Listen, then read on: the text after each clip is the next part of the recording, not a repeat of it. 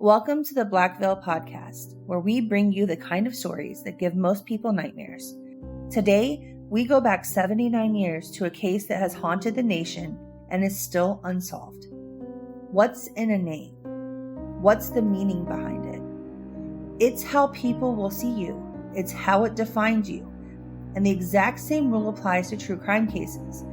Being a true crime podcaster means that I will ultimately be judged by my content.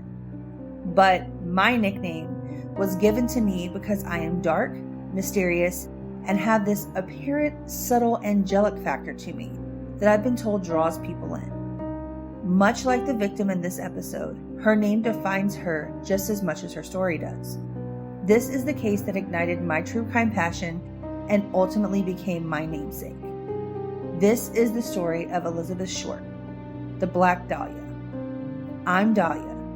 Pull the blankets up, lock the door, and let's go into the dark all the way back to January of 1947. Every obsession has a genesis, that specific moment where you look into the abyss and for the first time, the abyss looks back at you. For me, that genesis happened when I was introduced to a name that would permanently alter the landscape of true crime. A name that carries a beautiful, dark, velvety weight, but conceals a reality so violently depraved it borders on the surreal. The Black Dahlia. We like to think of old Hollywood as an era of absolute glamour. We romanticize the 1940s, the black and white film noir, the jazz clubs, the classic cars, and the men in trench coats, the beautiful wide-eyed women arriving at Union Station with a suitcase and a dream of seeing their name in lights. Los Angeles was marketed as a sun-drenched paradise of indefinite possibility. But beneath that blinding California sun lay a rotten, predatory shadow. Post-war LA was a volatile pressure cooker filled with transient grifters, corrupt cops, shadow syndicates, and deeply damaged men returning from the horrors of World War II. The city didn't just break dreams. It chewed young women up and spit them out in pieces. And on the freezing morning of January 15, 1947, that shadow didn't just step into the light. It put on a theatrical exhibition. When people hear the name Elizabeth Short, they think of a generic ghost story or a tragic starlet. They think of the sensationalized newspaper headlines. But tonight, we are stripping away the Hollywood myth. We are walking away from the romanticized noir and stepping directly into the barren, weed-choked, vacant lot in Leimert Park. We are doing a forensic, psychological, and visceral deep dive into the absolute butchery of a real, living 22-year-old woman. We are going to talk about the things the documentaries skip because it makes the network executives sweat. We're going to examine the terrifying clinical precision of a killer who wasn't just a madman, but a master craftsman who treated a human soul like a canvas for his own sick, ritualistic art. Before the press baptized her in ink as the Black Dahlia, she was just Elizabeth. Born in Boston, she was raised in Medford, Massachusetts, and her life was fractured early when her father faked his own suicide during the Great Depression, abandoning the family. Elizabeth grew up with severe respiratory issues, requiring her to spend winters in Miami or California just so her lungs could tolerate the air. Elizabeth was absolutely stunning.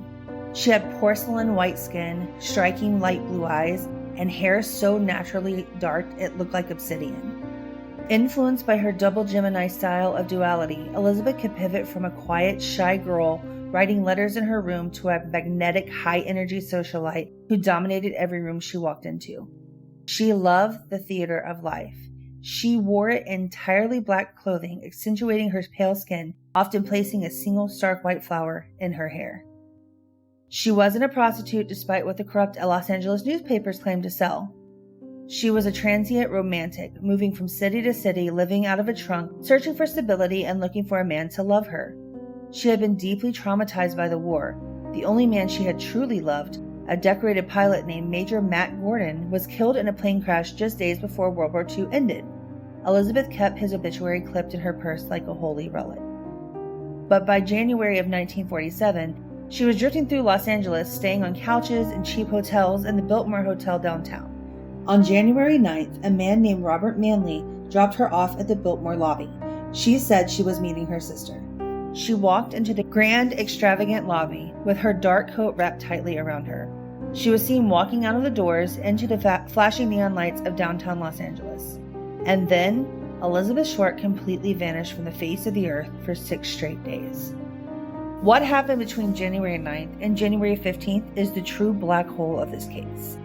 This is where the hair on the back of your neck begins to stand up.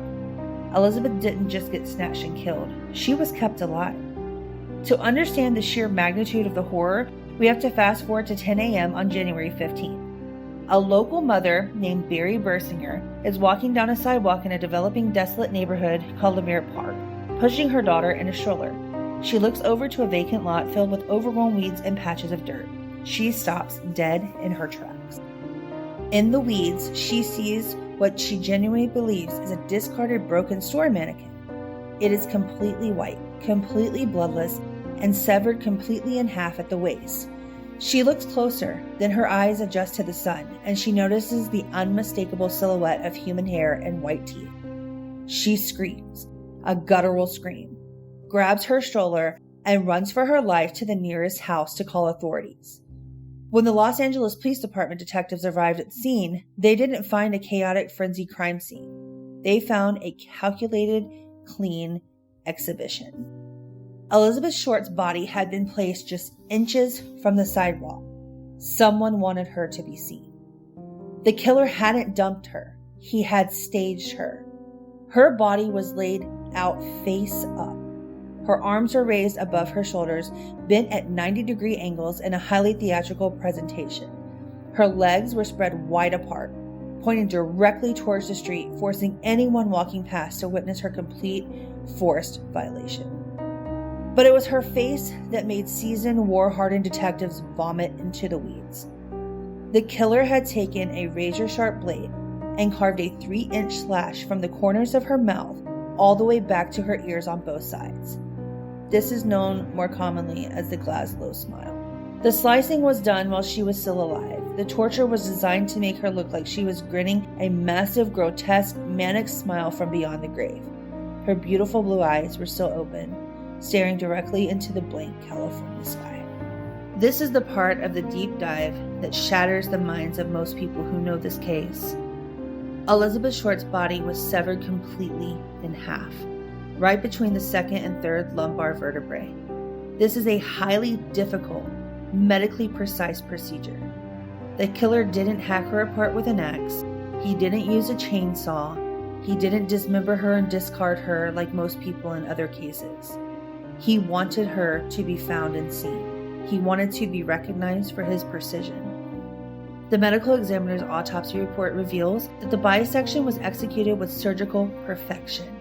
The cut was clean, slicing straight through the soft tissue, matching the exact technique taught in the 1940s medical schools. The incision avoided crushing the spine, neatly severing the spinal cord with a smooth, decisive motion. He knew what he was doing. More terrifyingly, her body was completely empty.